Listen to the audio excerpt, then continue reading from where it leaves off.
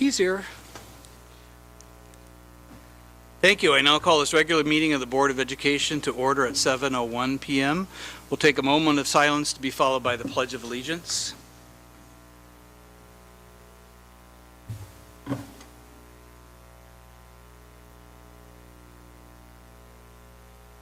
pledge allegiance to the flag of the United States of America and to the republic for which it stands, one nation, under God, indivisible, with liberty and justice. Thank you.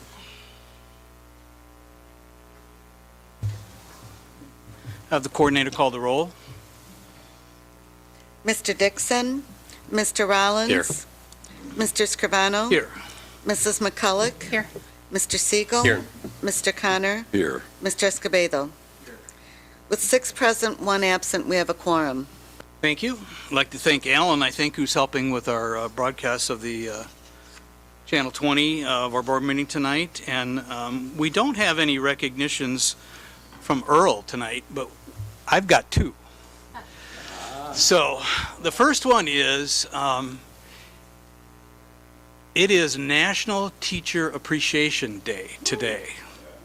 So if you have have or ever were been a teacher in this district or any district, would you please stand? There you go. All right.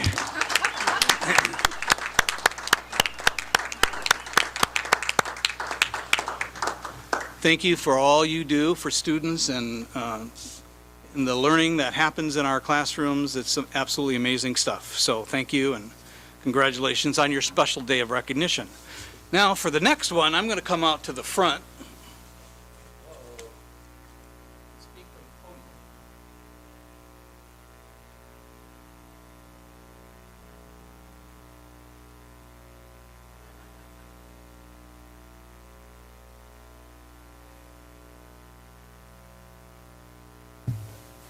Okay, how's that?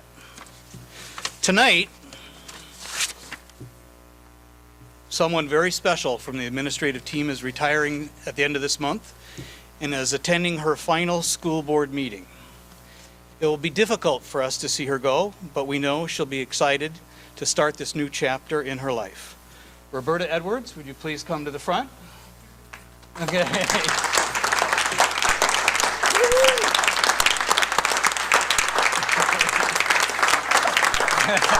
You know this guy? Okay. All right, so first I'm going to ask Dr. Jarrett to say a few words, if you would, and then I'll finish up with what I have to say. Roberta, thank you so much for your service and for helping so many different people succeed in the district. You've been a mentor to me and a great confidant and someone that has strengthened our district in so many ways. Your humility is an example for all of us, and we are really going to greatly miss you, but we're so excited for you because we know you have great plans for your retirement and so many exciting things are going to happen in the new chapter. But as you reflect on your work here in the district, know that you will be greatly missed and appreciated for all the wonderful things that you did. All right, very good. I was going to quiz her to ask her how many superintendents have we had in the last 32 years that she's worked here. Only one but in the last 5. She could probably name them. So, well, Roberta has served RPS 205 in many capacities during her 32 years of service. She started in, hopefully I get all this right. She started in 1985 as the attendance clerk at Auburn High School. Then she became the school secretary for Thompson Elementary School from 1987 to 1995. After that, she became the accounting clerk in the finance department from 95 to 2002. And then after that, she became the administrative assistant and executive secretary to the chief operations officer until 2010. Then in 2010, she became the executive coordinator and manager of the superintendent's office. So we have many special qualities that we see in you, Roberta, and it's going to be hard to list them all, but I'm going to list a few. She is loyal and committed to helping others. She is quiet, but extremely effective. She's a great organizer and pays serious attention to details. She's always available when anyone needs her. She's a wonderful mentor and supporter, and she has a wealth of knowledge, being a good listener and shows empathy for all. Roberta, we will miss you greatly.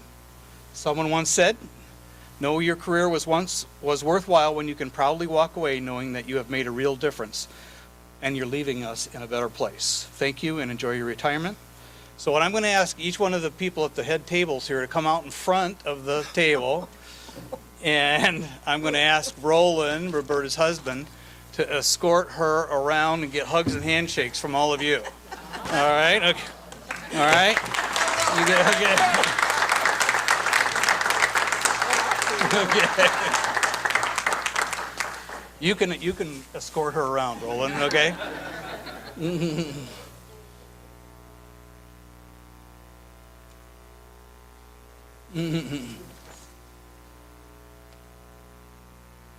Okay.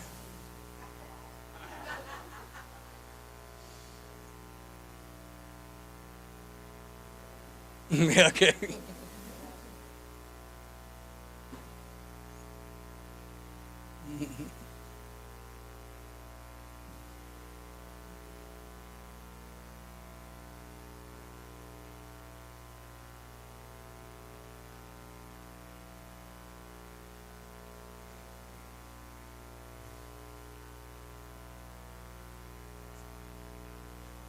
Okay.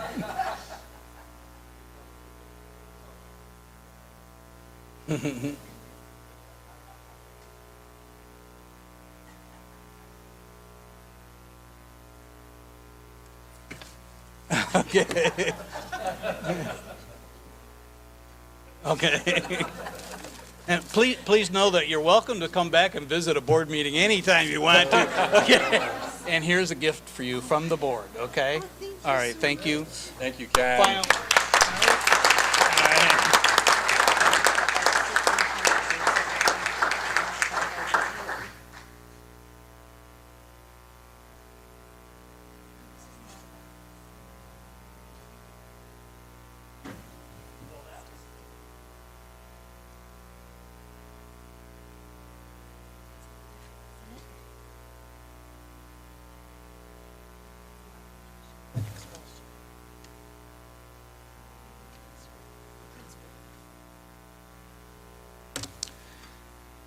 And not to forget that we do have other retirees from the district who are retiring at the end of this school year, and we'll be recognizing them on June 1st at the retirement dinner at Giovanni's or Francesco? Okay.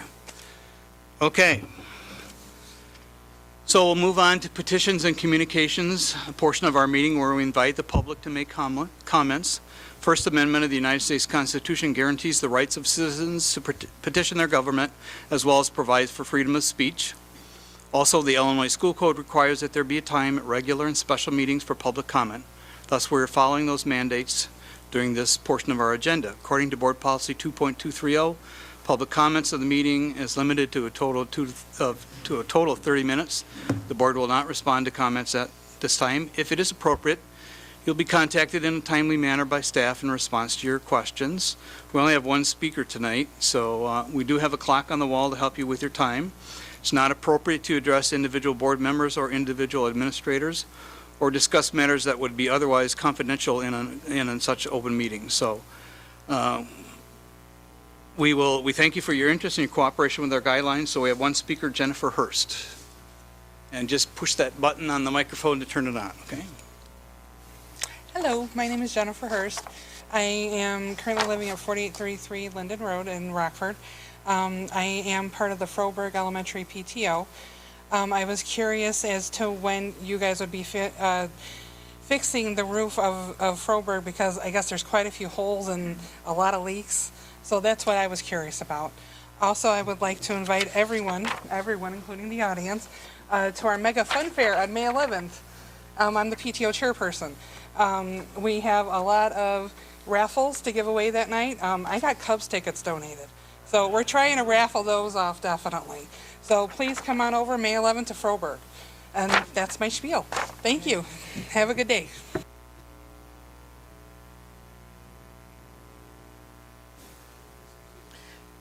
In the spirit of congratulations and celebration, want to say congratulations to the Dixon family. Anthony is not here tonight.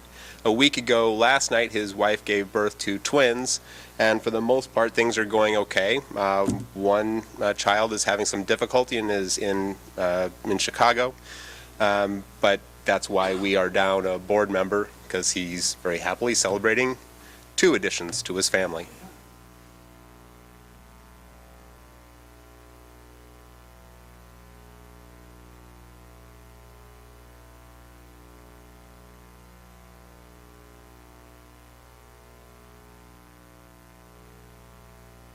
Turn my mic on.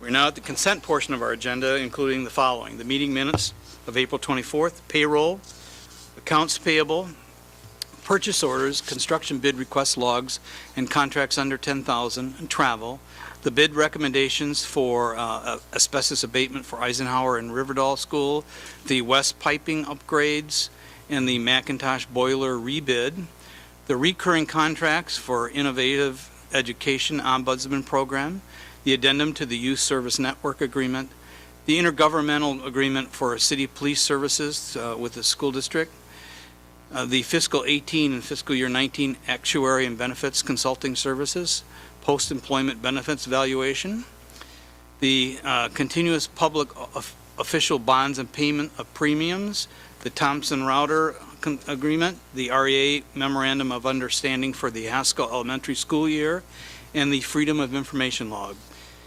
Is there a motion and a second to approve these consent items? So moved. Moved by Mr. Connor. Second. Second by Mr. Siegel. Any questions or discussion? Any items that board members would like pulled for separate consideration? Seeing none, I'll have the coordinator call the roll on the approval of the consent items. Mr. Rollins? Yes. Mr. Scrivano? Yes. Mrs. McCulloch? Yes. Mr. Siegel? Yes. Mr. Connor? Yes. Mr. Escobedo? Yes. The motion passes with 6 yeses, 1 absent. We are now at the closed session consent agenda items, including the appointment of Darren Sisk as a 12-month high school assistant principal. Pretty sure that's at Jefferson. Appointment of Christopher Burnt as the 12-month executive director of facilities. The appointment of Gary Bernadelli as the 12-month executive director of finance. The salary adjustment for non-bargaining employees and salary range movement. The residency hearing conclusion. The HR organizational report. And the closed session consent items for student discipline. Unless otherwise modified below, the board adopts and accepts the hearing officer's findings and recommendations in the following cases in which students expelled or suspended are prohibited from being on school grounds and school-sponsored activities without the prior written permission of the principal. The expulsion for student 2034 is held in abeyance contingent upon an EIA agreement for the remainder of this school year and through April 20th, 2019. The expulsion for student 4177 is held in abeyance contingent upon an EIA agreement for the remainder of this school year. Student 4187 is expelled for the remainder of this school year through the first semester of next school year. And students 4184 and 4185 are expelled for the remainder of this school year and all of next school year. Student 4189 is expelled for the remainder of the 2017-18 school year, all of 2018-19 school year through April 6, 2020. And the student 4186, the 10-day suspension is affirmed. And the following students received EIAs: 1016, 3536, 3537, 3538, 3539, 3540. Students 3543, 3544, 3545, 3546. Students 3547, 3548, and student 3550. Is there a motion and a second to approve these closed session consent items? So moved. Moved by Mr. Connor. Second. Second by Mr. Siegel. Any items that board members would like to have pulled for separate consideration? Mr. Rollins? 10D. ND. The others? Now I'll have the coordinator then call the roll on the closed session consent items not pulled. Mr. Scrivano? Yes. Mrs. McCulloch? Yes. Mr. Siegel? Yes. Mr. Connor? Yes. Mr. Escobedo? Yes. Mr. Rollins? Yes. The motion passes with 6 yeses, 1 absent. I'll now take a motion and a second to approve closed session consent agenda item 10D, which is the salary adjustment for non-bargaining employees and salary range movement. So moved. Oh, second. Mr. Rollins and Mr. Connor. Any discussion? Mr. Rollins. I just thought rather than approving this is the annual salary adjustment for non-bargaining unit employees in the district, and I was just asked the administration to give us a little bit of an overview as far as the methodology, what this represents, how these raises were, how you came at these raises. Mr. Zediker, that would be you. So we actually looked at an approach to look at 4 different areas.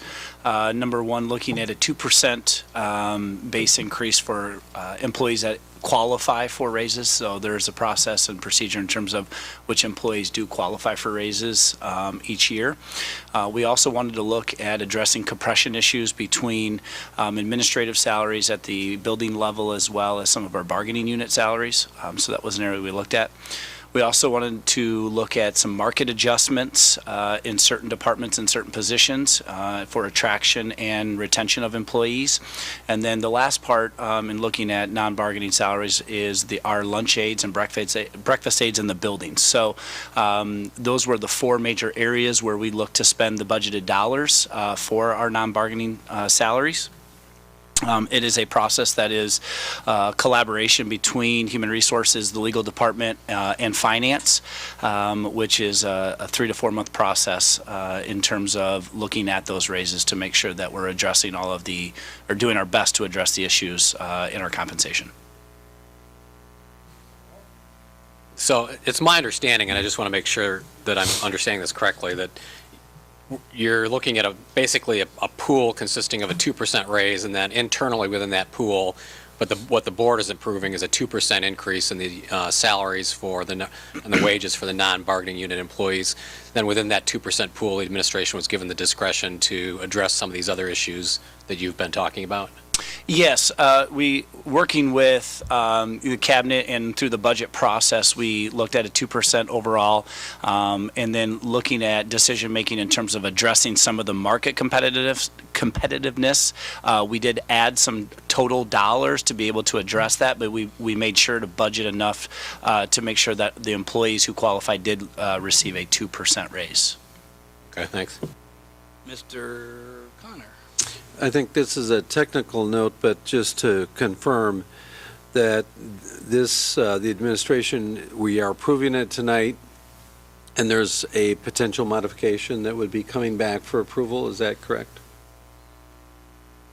The board has requested that we review the market for lunch aid positions that are experienced to see how the market compares. We did do market analysis on the starting. We will review and do the analysis for surrounding regional school districts to see if we're in line there, and if so, we will bring back an alternate recommendation depending on what the data shows. Okay, thank you.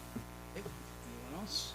Not, then I'll have the coordinator call the roll on the approval of item 10D, the salary adjustment for non-bargaining employees and salary range movement. Mrs. McCulloch? Yes. Mr. Siegel? Yes. Mr. Connor? Yes. Mr. Escobedo? Yes. Mr. Rollins? Yes.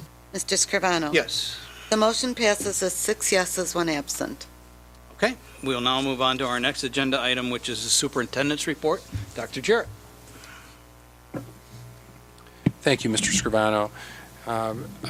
In terms of reporting this week, I think the biggest issue that we are working on collectively is preparation for our June 9th strategic planning meeting, where we're diligently working on school scorecards. We've been getting feedback from numerous stakeholders on that work, and we had our first subgroup meeting with board members. We had the education committee provide their feedback on what the committee of a whole will look like. So those are two very important strategic topics that we are working on, with our focus remaining solely on how we can use the time of the board as well as the committee structure to make sure we are emphasizing the very most important topics. Also a very exciting time of the year with lots of events coming up that are very student-centered. I'm proud to say that a shout out to our communications and PACE team. We had a really wonderful event that Mr. Scrivano and I had the opportunity to attend today. We started 3 years ago with 0 elementary schools that had the capacity and 0 middle schools, and just recently had started the idea with high schools having ambassador programs. 3 short years later, we are now in a position where we have 19 elementary schools and middle schools that have fully equipped advisory teams, student advisory teams. They've provided tours to dignitaries, to interested families, and we're building a lot of college and career readiness and life readiness skills for our students. So kudos to Amy, Nicole, and Marcia Sisney, who's no longer with the district, that were really instrumental in doing that work. And just really neat to see that in that short period of time it's coming together. And what's going to be really exciting is by the end of next year, I'm told that it is likely that all schools will have fully trained student-led tours available in their buildings. And we think that's really important as families are considering making a choice, that they have the opportunity to tour a building and hear directly from a student. And so excited to see that work continue. Thank you. Okay, Ms. McCulloch, the Ed Committee report. Education Committee has not met since the previous board meeting. We will meet in this room on the 15th at 5:30 p.m. Mr. Rollins, Finance Committee. Finance Committee also has not met since the last board meeting, and we will be meeting in this room on Wednesday, May 16th at 5:30 p.m. Okay. Mr. Connor, operations. I know I'm going to cause an awe here, but we did meet. Oh, So I know. Thank you very much. The Operations Committee met on May the 1st in this room at 6:30. Our next meeting, by the way, will be in this room on Tuesday, June 5th at 6:30. We had three major items we talked about. One was the master plan updates, which truthfully has not changed a whole lot. But one thing that we did want to remind the public is that if you want to see any of the details on the facilities master plan, if you go out to the website, and it's the tab under construction, has all the details about the facilities. We're still roughly in, I believe, in the 89 percentile or something like that for our committed or our paid and committed. So we're quite far along on all that, on that plan. We spent the majority of our time on the custodial update. And what I'll say is the committee spent a lot of their time talking about standards and the feedback. And one of the things that we asked was that the 5 schools that were designated through the survey, which, by the way, goes both to the principals who represent all staff, except for the teachers who have the building champions at the schools, and each get the surveys. So these, if you will, bottom 5 come from that survey. And one of the things that Mrs. Ellis did a good job of is organizing, and we had, I think, if memory serves, we had 75% rate from the principals and 71% from the building champions. So we really had a good return rate on the survey, hope to do even better. I think one of the points was that we wanted to see a remediation plan, and so for our next meeting in June, Mrs. Ellis said that she would go both to the principals as well as to the building champions from those 5 schools that were identified and come back to us and have essentially what came out of a remediation plan. And we did have representation from Airmark on the management side who also attended. The last thing we talked about was a little introduction of the committee of the whole proposal, and essentially the feedback we got was that the community members were, of course, interested in the change, and the one issue that we had talked about was the positive engagement with the community through our committees, and that was one piece of feedback that we did give to the administration, that of all the discussion we had, that was the thing that I think the committee members really were in general agreement that the engagement has been good, and how would we reflect that in the committee of the whole. So those were our 3 topics, and thank you. And again, June the 5th at 6:30 in this room will be our next. Okay, thank you. We'll move on then to our action items. And the first action item for tonight is the Heartland Business Systems, which is the website improvement and maintenance for the communications department. Is there a motion and a second to approve item 15A? So moved. Moved by Mr. Connor. Second. Second by Mr. Siegel. Any questions or discussion? None. I'll have the coordinator then call the roll on the approval of the Heartland Business System. Mr. Siegel, Yes. Mr. Connor, Yes. Mr. Escobedo, Yes. Mr. Rollins, Yes. Mr. Scrivano, Yes. Mrs. McCulloch. Yes. The motion passes with 6 yeses, 1 absent. Our second item is the intergovernmental agreement with the Rock River Water Reclamation Department for dedication, abandonment, and replacement of sanitary sewers at the Constance Lane Elementary School building that Mr. Bailing presented. Is there a motion and a second to approve this item? So moved. Moved by Mr. Connor, Second. second by Mr. Siegel. Any questions or comments? Mr. Connor. One quick one is that for the public, these IGAs or intergovernmental agreements are not easy to iron out, so kudos to the administrative staff. They always do a good job on these, but I know we pass them with very little comment, but there's a lot of detail to it, so really appreciate the efforts with both the other governmental bodies as well as the administration effort.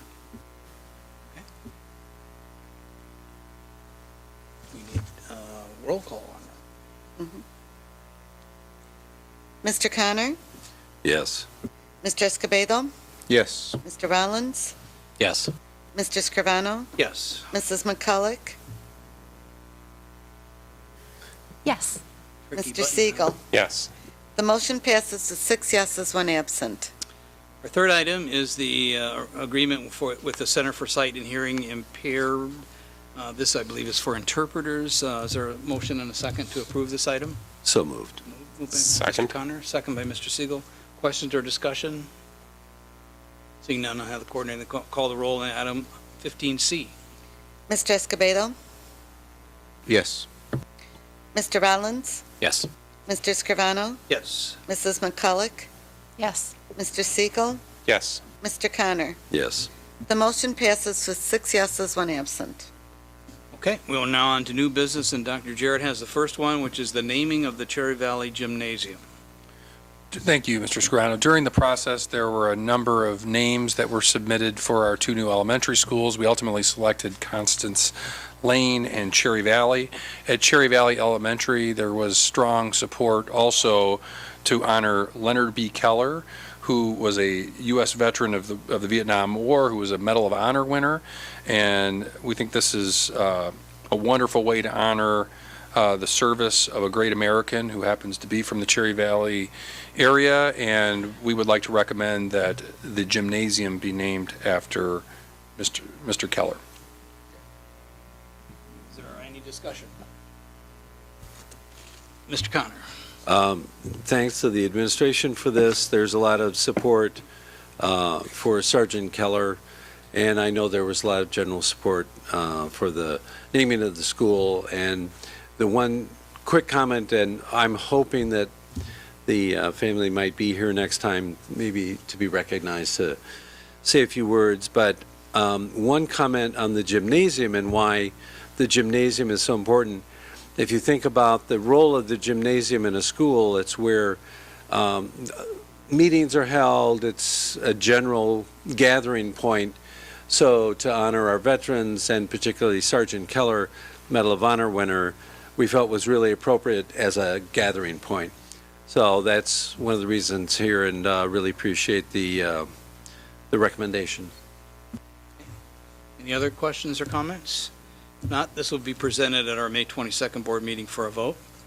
Our next item is the 2018-19 Student Code of Conduct. Mrs. Carter, Angela Hike Carter, is here to hit the highlights of the changes, and we all have a booklet with the Code of Conduct in it. This has gone through Ed Committee, I believe.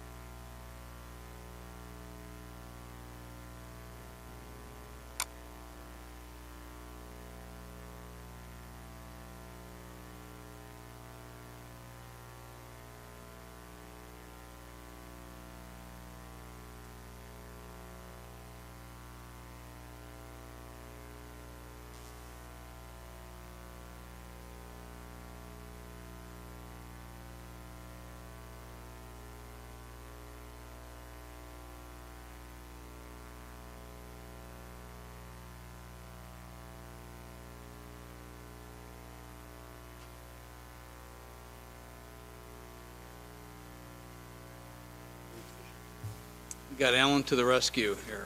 Yes, good evening. We had loaded it for the Ed Committee, so we had just assumed it was still on there.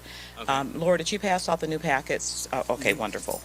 While Alan is bringing up the PowerPoint, just want to say once again, we are going into our third year of Senate Bill 100, and I would like to say that I think Rockford Public Schools is doing an outstanding job. I'd like to commend our school administrators, our classroom teachers, parents, as well as our board members for providing, as well as legal, Lori Holy, for providing us with great direction regarding this overhaul of student discipline. In collaborating with the Peoria School Districts, Freeport, Elgin, Aurora East and West, as well as Springfield, we are all experiencing some of the same things in the schools, and so we're excited about our outcomes in Rockford, because when we compare our results to some of the other school districts that have the same demographics, we're doing exceptionally well in those categories. So we are continuing to see a drop in overall out-of-school suspensions, even though we do have a slight incline in some of the areas that require board review. Thank you so much. Before beginning, Mr. Scrivano and to Superintendent Dr. Jarrett, I'd like to thank also my team. I think I have an exceptional team. I love my leadership, Dr. Vosberg, and working closely with Lori Holy and the other general counsel support systems that we have in student services and alternative learning. So for this year, we want to focus on working together, home, child, school, parents, making a difference in terms of our 2019 Student Code of Conduct. So you can see on the front page, we have parents and children together collectively collaborating with schools.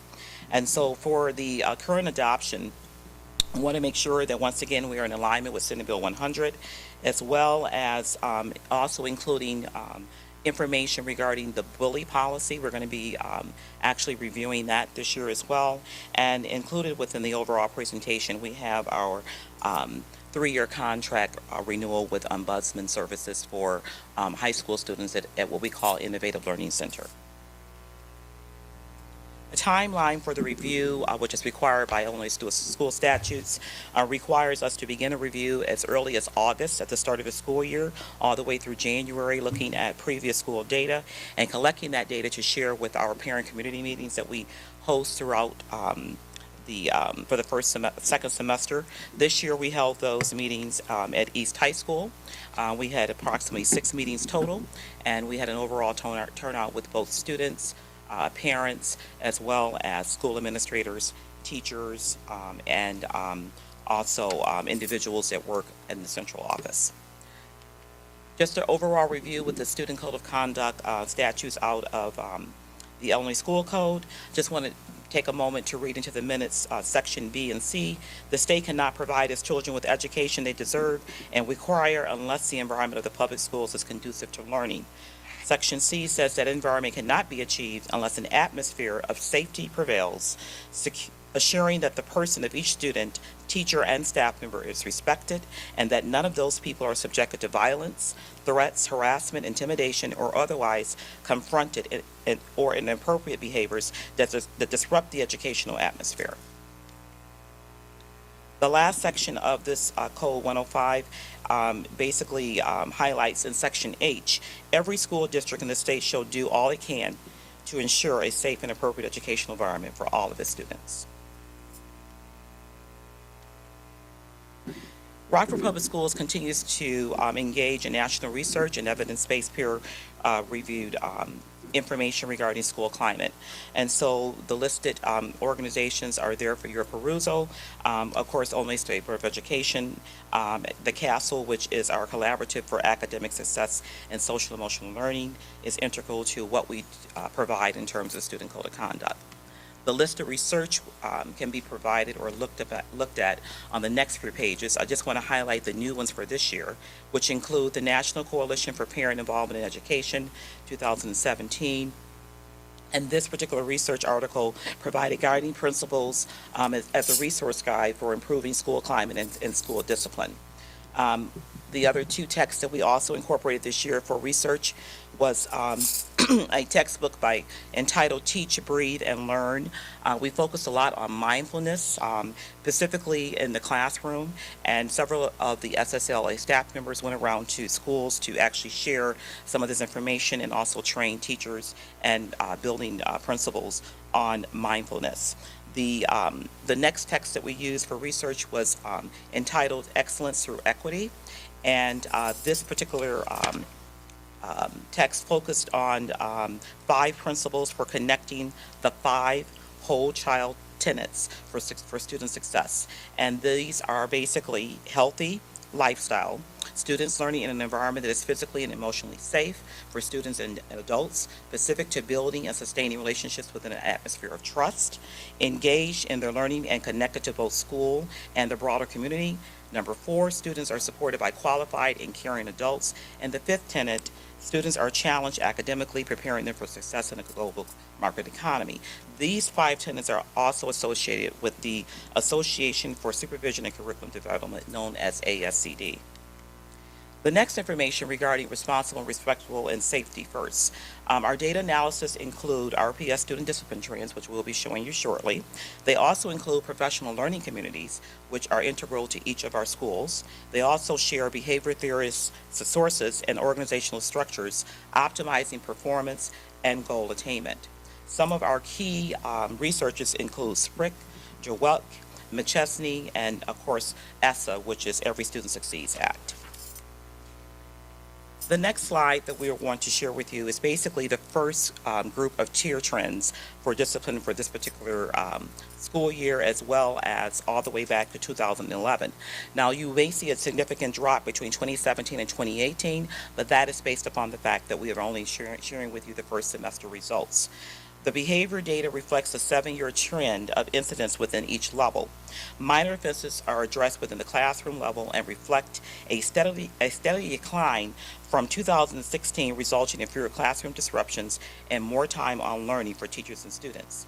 Our tier level incidents, which can be seen in the black graph there, it actually shows that RPS commitments to effectively deliver multi-tier systems of support for optimal climate and increased instructional hours for our students. So once again, we're seeing a decline overall in our minors and our tier 2 incidences, which means that teachers have more time to teach and children spend more time on instruction. The next slide that I'd like to share with you is basically information that covers our attendance policy. Attendance Policy 7.70 requires school districts to provide information regarding tardies, unexcused absences, and truancy. Within the Tier 1 and Tier 2 offense codes, Rockford Public Schools addresses these specific incidences at the level within the school, within the actual school. Tardy, skipping, and truancy, which means no call or no show, are of attending school consistently, monitored to ensure students and their families understand the importance of attending school. RPS reported an attendance rate of 94%, meeting the Illinois state average of attendance for the 3rd consecutive year, which is on page 11 of the attendance PowerPoint that I provided for your perusal. In addition, the district continues to report a truancy average approximately 3% points below the state truancy average, currently reporting an 8% truancy rate to the state's 11% truancy rate, which is also noted on page 12 of your attendance report. Year-to-date, Rockford Public Schools is reporting 47 truancy court cases for the current school year. In our Tier 3 and our Tier 4 behavior trends, as you can see, we are continuing to show a clear decline in Tier 3, but our Tier 4 had a slight increase from last year between 2016 and 2017. The Tier 3 offenses reflect a significant drop between school years 16 and 17, and Tier 4 incidents show a slight increase. The majority of both Tier 3 and Tier 4 incidents reflect a significant reduction in out-of-school suspensions and more time on learning. In addition, it also reflects the efforts of our teachers, our support staff, our parents, and our school administrators in executing effective best practices, student success plans, problem-solving teams, and monitoring overall school climate to maximize learning for all students. Our next slide is a very important slide because it actually reflects the aggressive behaviors that we experience in our schools.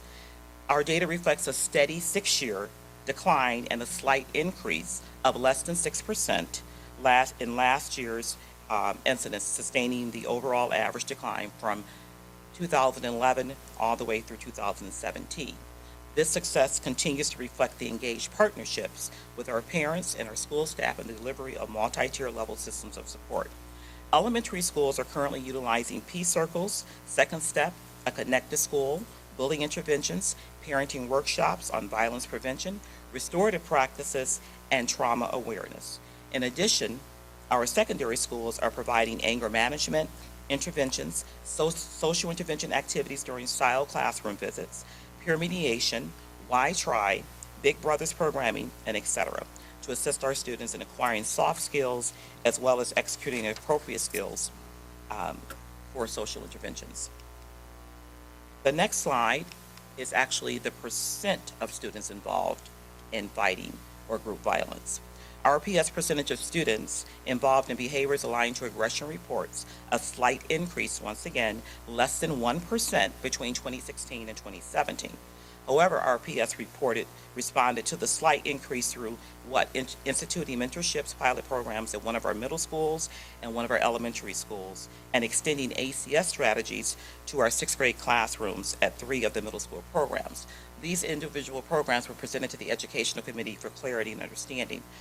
We decided to integrate a new mentorship program for the 6th graders because we felt that when we looked at the overall discipline, most of the students that were engaging in repeated offenses actually were at the 6th grade or the 9th grade level. So it just seemed appropriate to implement those support systems there.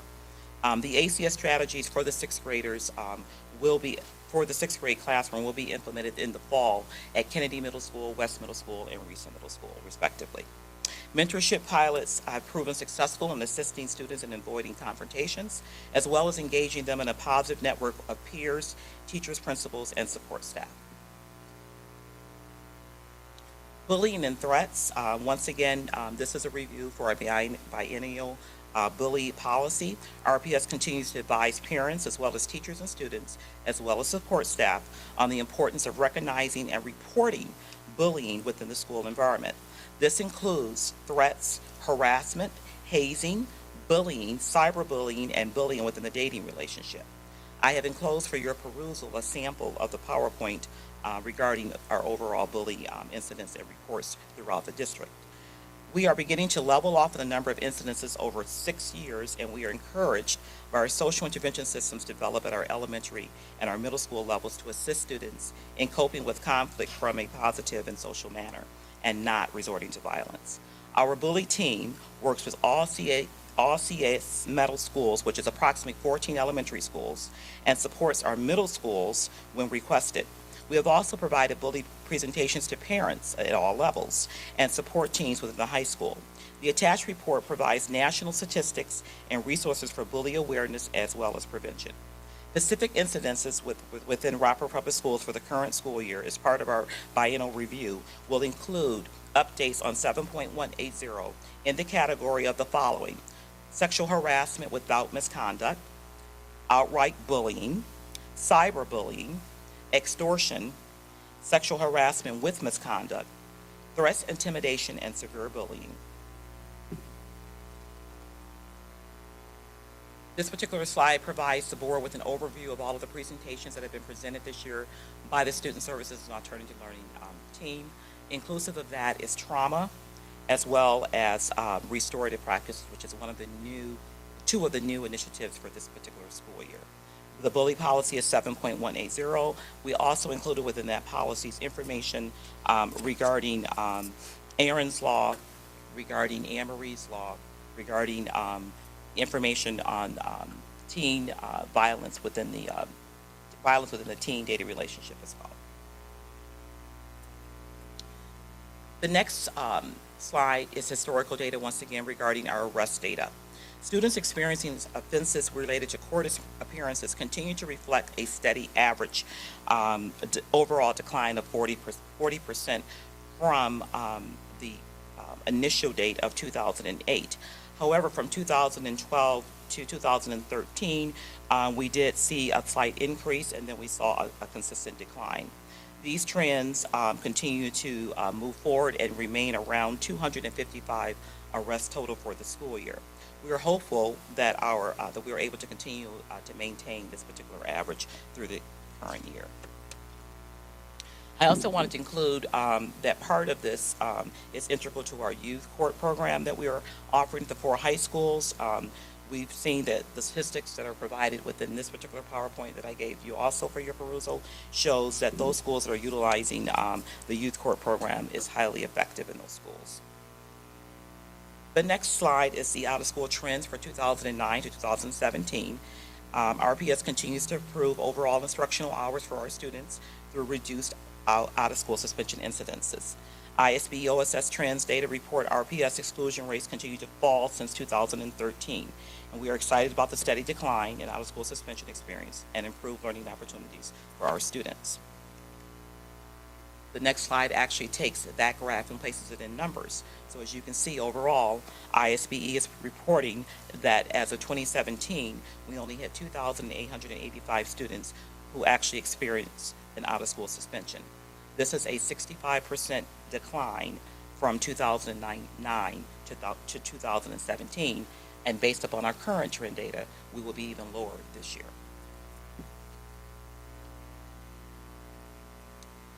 Overall, our egregious behaviors, which actually come to the board for review, our EIAs and our expulsions, aligned to gross disobedience level 4 and weapon offenses outcomes, have declined by 57% in expulsions and increased by less than 3% in probations in 2017, or respectively 8 additional cases is what we had between 2017 and 2016. We are hopeful that our annual trend will remain consistent with our current trends, and students completing their respective probation agreements successfully remain consistent around less than 4%. Within your handouts, you have a purple PowerPoint that lays out the actual changes to the new code of conduct. You have a red line item that we asked Ms. Laura Frum to disseminate to you.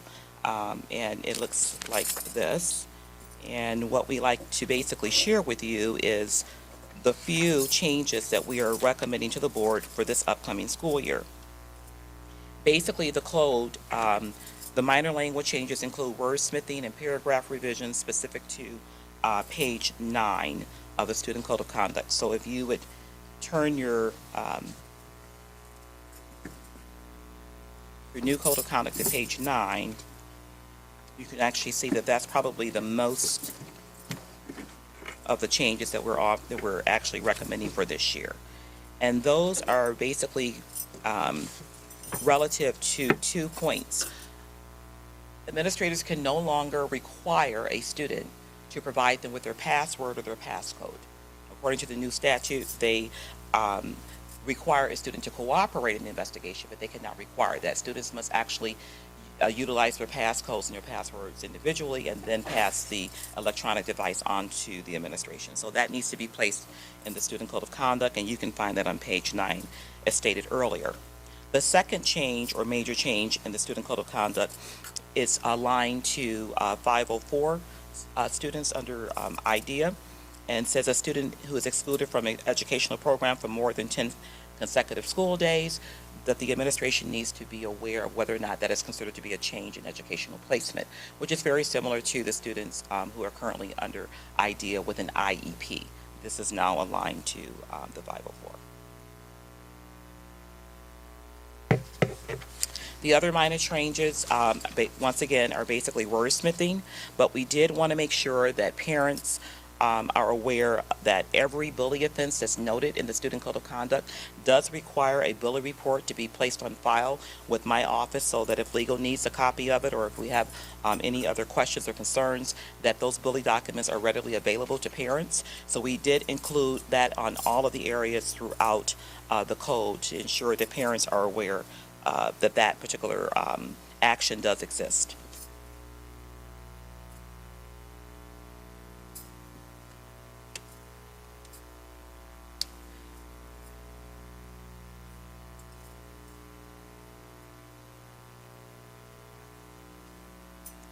The final few pages of the presentation this evening just basically covers training, support, and intervention services. It is our sincere goal to make sure that parents receive rationales for any type of exclusion from school, and documented evidence of social interventions properly provided by the school staff. School problem-solving teams collectively engage both parent and child in developing behavior modified plans, and that the student success plans are actually integral to helping the student become more successful and avoiding future incidences. On transportation, we also provide families with appropriate communications and support during bus exclusions as well as suspensions. And that's all underneath Senate Bill 100. The next slide is basically corrective strategies. Once again, our code does cover 3 areas: social interventions, corrective strategies, and consequences. Within the corrective strategies area, we try to do those before the students actually enter school. So basically, the administrations have agreed to present the student code of conduct during the registration period and basically take questions or inquiries from parents and students, specifically those that are new to Rockford Public Schools. Those who are returning, those sessions go a little faster, but those who are new to Rockford Public Schools, it's important that they understand the guidelines and the expectations of student discipline. The next area is reinforced during intervention sessions. So actually, once an incident occurs, then the administration or the classroom teacher will reiterate exactly what the behavior was and how the student could hopefully avoid that behavior in the future. The last section is retraining during therapeutic sessions. This means that the behavior continues to escalate, and so therefore we need to provide more intense services. Intervention strategies are inclusive of administrative, therapeutic, social emotional learning, PSAC, which is basically positive self-awareness for children, and it basically encompasses both preventive, intervention, and restorative practices, and then of course the restorative area as well. And those are students who also are returning from juvenile detention center experiences as well. The student behavior guidelines are located within the 3 matrices throughout the student code of conduct, and they are, the blue section is actually the bus transportation, particular incidences that will occur only on the bus.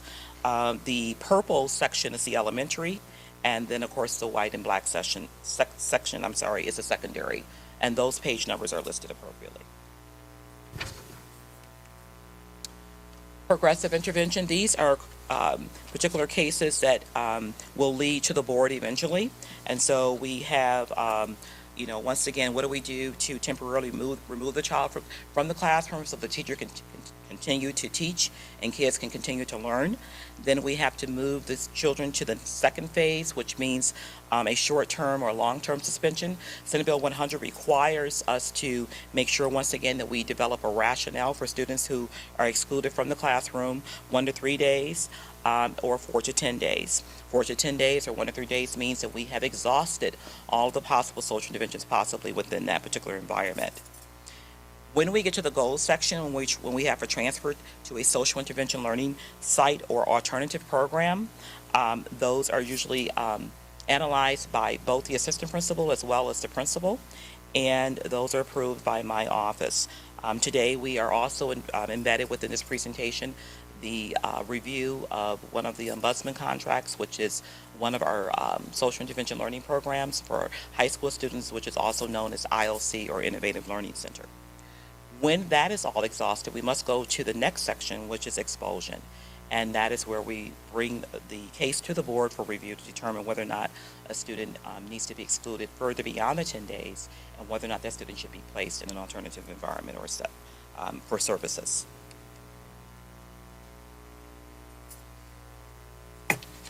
Our social intervention educational alternative programs do include Roosevelt, our regional STAR programs, Ombudsman, which is our IOC, and then Chance Light for our special education therapeutic day services.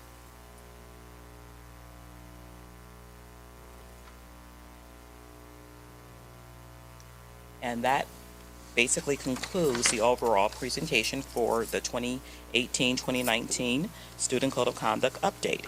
Are there any questions at this time? Mr. Siegel. The trends in classroom climate and behavior is very encouraging. Most of them are consistently moving down, with just a real slight uptick in 2017 for students involved in fighting or group violence. Are there any thoughts on what might have caused that break in the trend for that sort of infraction, especially given, next to bullying and threats continue to go down? It seemed like there's just kind of a little weird escalation. Right. Well, like I said, we did analyze the students that were involved in the fights from last year versus the year before, and try to come up with what we call intervention support systems to prevent that from happening in the future. So we looked at the freshmen and the sixth graders, and we saw a slight increase in those particular students. So that's why we target the mentorship programs there. You really can never tell what's going to happen with children, because a lot of it is indicative of their home environment, or how they feel in terms of coming to school. What we just want to try to help them know is that we're here to support you. And so if you're coming into the school with having a bad day, these are the things that whatever that you can do to try to avoid a conflict with your peer, because these are social skills that just have to be taught. Sure. Well, yeah, I've got to reiterate, because this is, I think, really, really positive news. Looking at exclusion trends, looking at like slides 17 and 18 shows such a huge drop in the number of days and number of students excluded from school. And I think it's a really encouraging trend. And I think that's largely due to the fact that we have built such a solid framework where students and administration and teachers and parents can have a common understanding of what is expected, and that it has been a solid but breathing document, that it does live, as evidenced by the fact that fidget spinners have been added to the list of dangerous objects. Yes. You noticed that, huh? Yeah. Well, it was in red, so kind of stood out. But thank you very much for the work that you and Dr. Vosberg and Ms. Holy have done in building this and helping us to understand how the changes in legislation from year to year have impacted this document. Going over student discipline is one of the biggest parts of what we do on the board, and having a document that is as reliable and as trustworthy as this has been really helpful in making the best decisions about the outcomes for these students. I realize that not everything is going to be perfect. I mean, there are humans that administer the discipline, and as good as the document is, there will sometimes be little mistakes, but these trends are really strong evidence of the power of a really good student code of conduct. So thank you for your work on that. Thank you, David. Well, just a couple of points, actually. Number one, I got on 5 years ago. I know it seems like 100. Yeah, to me maybe, but probably to you too. And what I have to say is a tone question. I can remember 5 years ago, these were knockdown, drag-out fights. And, probably most of you haven't had the patience, can't blame you, to watch 5 years worth of boards, but this has really turned into an exercise in reinforcing what has been some really good work.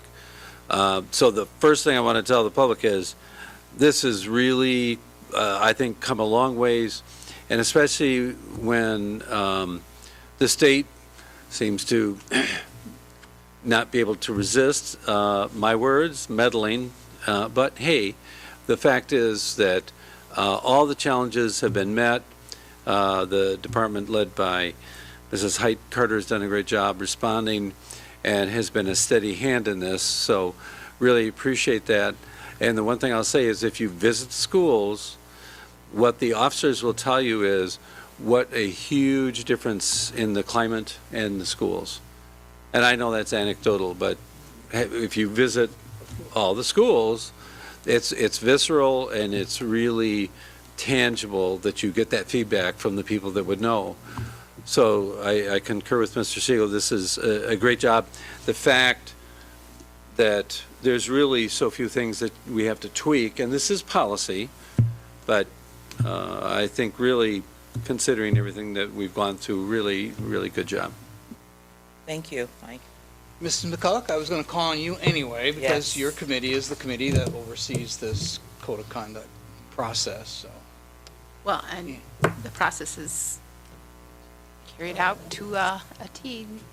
I actually, as a board member, this did not come up in committee, but I have had conversation with Ms. Hoadley and Dr. Jared and a couple of board members. But there's two areas that I'd like to address. One is weapons in the elementary school. So our code of conduct right now states that any student who has a weapon in the elementary school or a look-alike weapon, and they're all classified, it is mandatory for the principal to recommend them for expulsion for a minimum of a 1-year period, maximum of a 2-year period. And our code reads that way because it was my understanding that we didn't really have any options based on school code, the state law. And Ms. Hoadley just sent me some information on the expulsion period under the subdivision of weapons.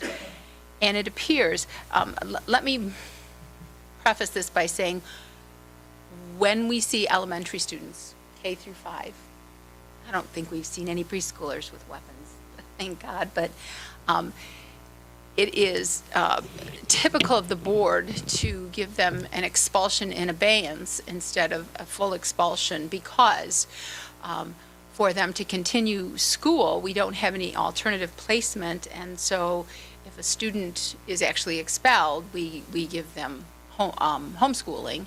But most of the time what we do is we put them back in their school with oversight, backpack checks, and it's a tedious amount of work to put together all the expulsion packets, and necessarily so. We want to make sure that we do everything correct.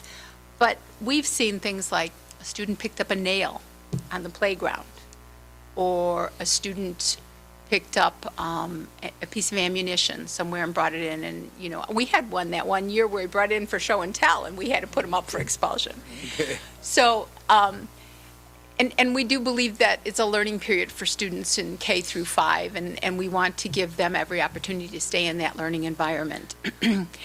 And when I say it's a tedious process, it's not just for the principal who has to put together all the paperwork and attend the hearings, but it's the parent, and it's costly. And then pretty much every time it comes to us, we say, let's give them an EIA. So it is within the law for us to have written in our code of conduct that an elementary student who has a weapon, to give the option for the principal to put them up for expulsion, because if a child brought a gun, or, and we have had some severe knives, not like the butter knife. I mean, if they bring a butter knife from home and it's in their lunchbox, that's a recommendation for expulsion. But if you have a weapon and a principal feels that it's a dangerous situation, clearly needs to go through the process. But in those other instances, it is within the law for us to allow the principal to put together an EIA, which is where we end up. And so I really want to take the pulse of the board on that, because it would be an amendment or a change to this document. And if you'd like Ms. Hoadley to comment, from the legal perspective, I think that would be maybe helpful to board members. It would be if I was sitting there and she hadn't sent me this piece. That's my first one, but I'm going to sit back and let you speak, if that's okay with you, Mr. Scrivano. Ms. Hoadley. Sure. Under the school code, it does provide that the expulsion for a weapons offense may be modified by the superintendent, and the superintendent's determination then may be modified by the board. Since our EIAs all come to the board, then that process is permitted under the school code. So it would fit within the school code if you had something in there in the student code of conduct that would allow a principal to offer an EIA to an elementary student who has brought a weapon to school. So you could modify your student code of conduct to allow for that process. Would be an option, again, it wouldn't be for every piece, but, okay. Just- Somebody else? Would that have to be, do I have to make a motion for an amendment to this code, or how would we proceed with that so that we get input? You would either make a motion, or if there is consensus, administration could bring back a modified version of the code of conduct next time. Mr. Escobedo? Actually, mine's not related, so I'll wait till All this right, discussion. okay. Mr. Connor? So my only question is, did this come up when this was brought to Ed Committee? No, I started by saying it did not. This I am bringing to I you mean, now. this is now. Correct. Okay. So both points are new now that this is being proposed, all right? But Ed Committee does not vote on any changes, but they did not have a conversation on that. That is correct, if that's the question. That is the question, yeah, if we've brought up these points. Yeah, just my comment is this has been our practice. The majority of the of the weapon issues that come from the elementary schools do end up being an EIA, so I'd support that. So, anybody else want to comment on that? Mr. Rollins. I guess I also just want to assure people when we use the word weapons because it's the statutory term. And I'll just tell you, the most common thing that we see in elementary school is a kindergartner, first grader, or second grader will bring a Swiss Army knife in his pocket. And at some point, somebody will figure out that they've got a Swiss Army knife in their pocket. That constitutes a weapon under the school code. It's a mandatory expulsion recommendation. But, there's no threat to another student. There's no danger to other students. I can tell you I brought Swiss Army knives to school when I was in elementary school. Okay. I don't think I constituted a threat to anybody else.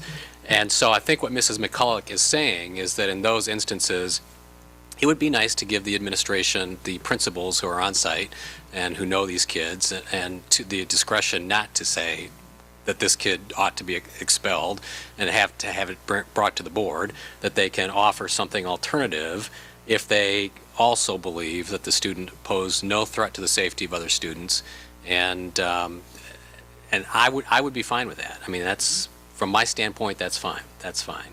Mr. Rollins, this would have still come to the board because the EIAs all have to come to the board. Correct, but it would not have to go through an expulsion. Correct, right. But I just wanted to make sure everybody understood that it's not bypassing the board in any means. Right. It will still come to the board. I would be fine based on what I've seen. Most of these kids, they're young, they don't pose a threat. They just happen to have brought something to school that they shouldn't have brought to school, and I would be fine with doing something like that. The others? We're okay. So the second point I wanted to make is not actually part of the code, but it is, I don't know if you call it administrative policy or what we call it, Mrs. Hoadley. And this has to do with our EIAs. So when the board receives an expulsion, the board, per the school code, can lengthen it, they can shorten it, they can, decide to just uphold a suspension and not have the expulsion. If we receive an EIA, which is also an expulsion, but it's an expulsion in abeyance, the family and the administration, the district, have signed a contract basically saying, yes, this is an expellable offense. We're going to forego the hearing process and say that and agree to an expulsion and abeyance, and they typically, at least for secondary schools, have an alternative placement, although it can be served within the building. But what's important is during the period of time that they have this expulsion and abeyance, if they were to, it has to be the same behavior. If the same behavior occurs again, it's an automatic expulsion. There's no hearing, it doesn't come back to the board. It just transpires right immediately into an expulsion. And one of the things about expulsion and abeyance when they come to the board, and the board sees discipline packets just as your office does from across the district, as compared to, individual schools have different, a different set of lenses, I would have to say, because they're dealing with the students in their school and they're not seeing what's happening in schools across the district. But there have been times when an EIA, with a student with an EIA comes to us and the board feels that the term of the EIA, the length, needs to be adjusted or would like it adjusted, but does not do so because there's already been a contract between the parent and the district. So I've asked Ms. Hoadley if there can be language on the paperwork that the parents sign that said that it will be up to the board, that it can be adjusted by the board, basically. I know you had some better terminology than that. It doesn't happen incredibly often, but it would at least give the board the opportunity to weigh in, just like we weigh in on regular expulsions. So to me, it puts it on the same playing field with an expulsion. The board gets to say, this is too long, this is too short, and the same thing with the expulsion and abeyance. So that would just take that doesn't go into this code, but according to legal counsel, it does require consensus of the board to have that added to the paperwork. So once again, I would ask board members to weigh in on that and see what they have to say. I think one of the things I wondered about with that just was whether or not the parent would be hesitant to have that range, I guess, not defined, and may not want to sign it, not knowing exactly how long it is or whatever. So that was the only issue that I had with it. And my comment, and I think we had this conversation, but my comment was that if they won't sign it, if a parent won't sign an expulsion and abeyance, then it comes to us as an expulsion. Right. We do the full hearing, and the board has the opportunity to weigh in on the length of it. So if they say no to the EIA, it goes to an expulsion, it comes to the board, and the board's still going to decide the term, either way. Okay. Mr. Connor?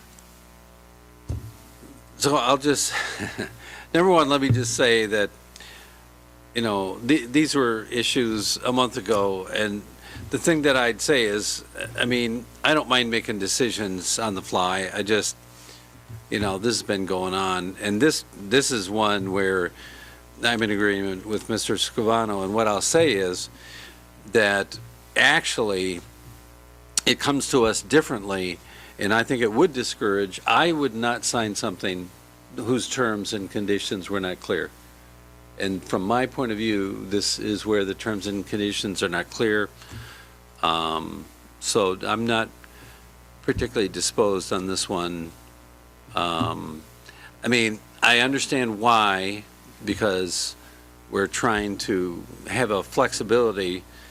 If there was a way that we could specifically talk to flexibility without it, I think it's the verbiage part. Maybe I'm not clear on what that would be, but to me, this one, I hesitate to do.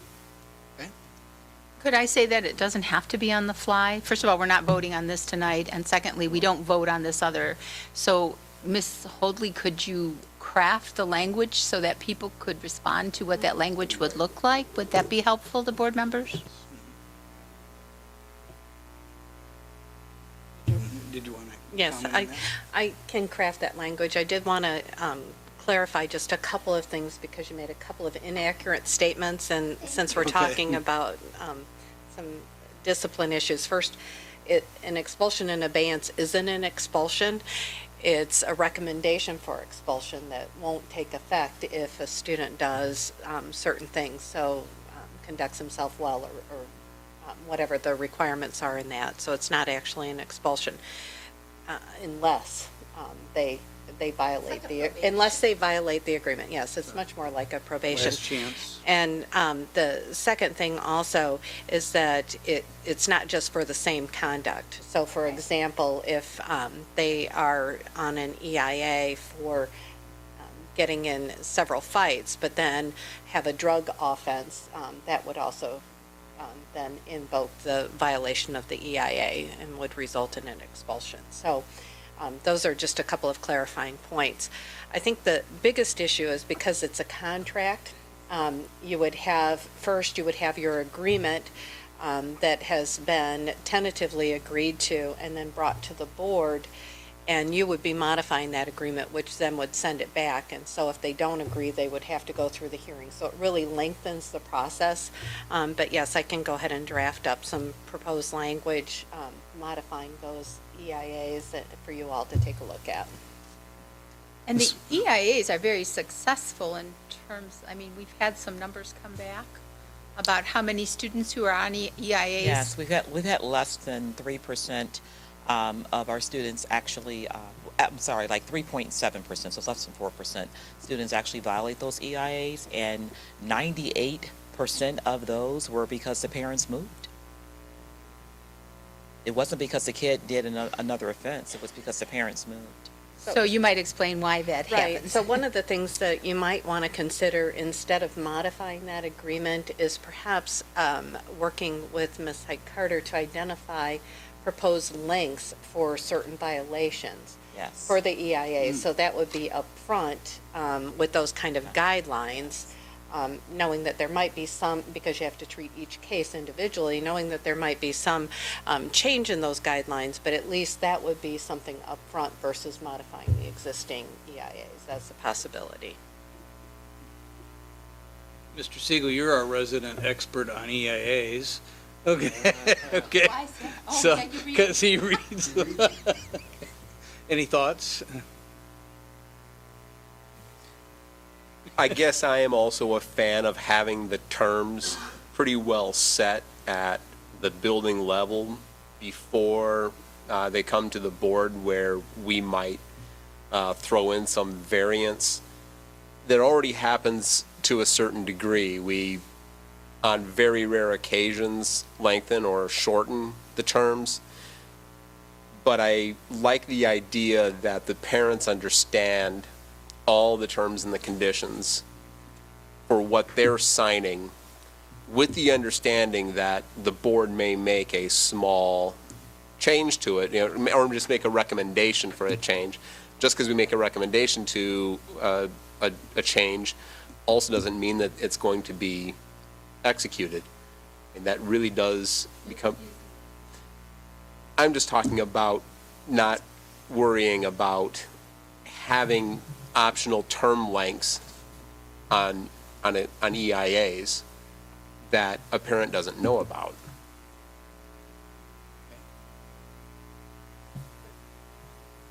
But you said the board would make recommendations for small changes. Well, we can't do that right now. We can't, I mean, we can send forward that whether we'd like them in or out of a building, but we can't send forward any recommendations for any changes to the term.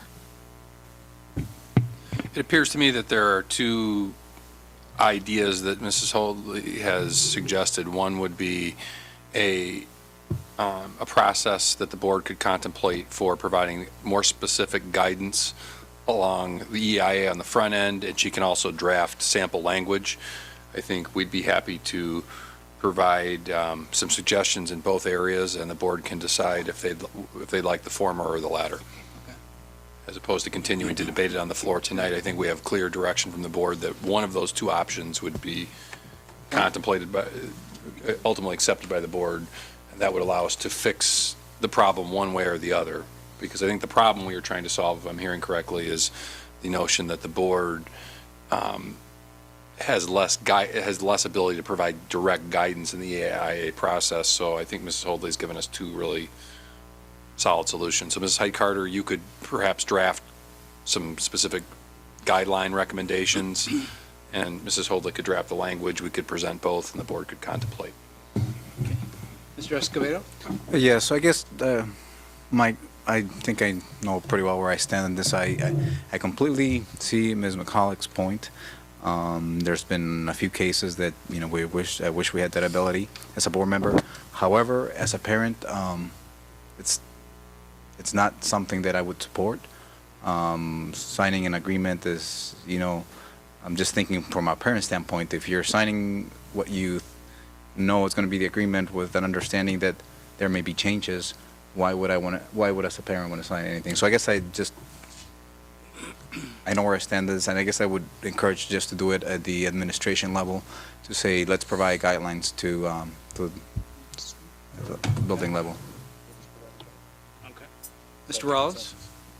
So I just wanted the opportunity to pile on to what Mr. Siegel and Mr. Connor said, and that's when we do something well, I'd like to recognize that we're doing it well. These trend lines, there are districts all around the country that try to reduce disciplines by pressuring their staff members not to discipline students. That tends to backfire. That results in buildings that are perceived as being unsafe and sometimes are unsafe. And my perception anyway, and there may be people who disagree with me, but that my perception is that's not what we did here, that we did it the right way. And we've actually produced these trend lines while also increasing safety in our schools and increasing our building climate. And we did that. This administration did that. They put us on that path 7 years ago. Other districts around the country, and in some cases, the legislation, both at the federal and the state level, is mandating this. Other districts are behind us and are, I think, struggling to duplicate what we've been doing. There will always be room for improvement, and we should continue to improve. But I just want to congratulate the administration for a job well done. Thank you, Mr. Rollins. Okay. All right. Thank you. Can I do have a one? Okay, Mr. Escobedo? Yeah, sorry, didn't realize we're moving on topics. Ms. Hyde-Carter, I do have a question or a comment, and it's for those of us who have young kids, know that fidget spinners are a very, very common object at home. What communications, other than the typical review of student code of conduct, will we do with parents for next year so that we don't have incidents at the beginning of the school year? I mean, it's a very common toy with. Yes. Once again, we will make sure that the administration at each of the schools are communicating to parents during registration and also when they do the classroom visits as well. Should the board approve Mrs. McCulloch's recommendation in terms of the EIA option at the elementary, that would also provide the principals with a little bit more authority in determining whether or not the fidget spinner was just left in the child's book bag accidentally, or if it was brought to actually, harm a student. So they'll have that option in that area. But it's kind of, it's very similar to all the different types of tools that, we are exposed to in the 21st century. As they develop and become more dangerous, we need to advise the students on the safety issue. And that's why fidget spinners it was a unanimously vote at the last meeting that we had during the Student Code of Conduct review meetings, because I have grandchildren and they have fidget spinners. So, but yes, it was voted unanimously that we needed to, at least consider that present that to the board, because there were some cases where children could possibly be injured.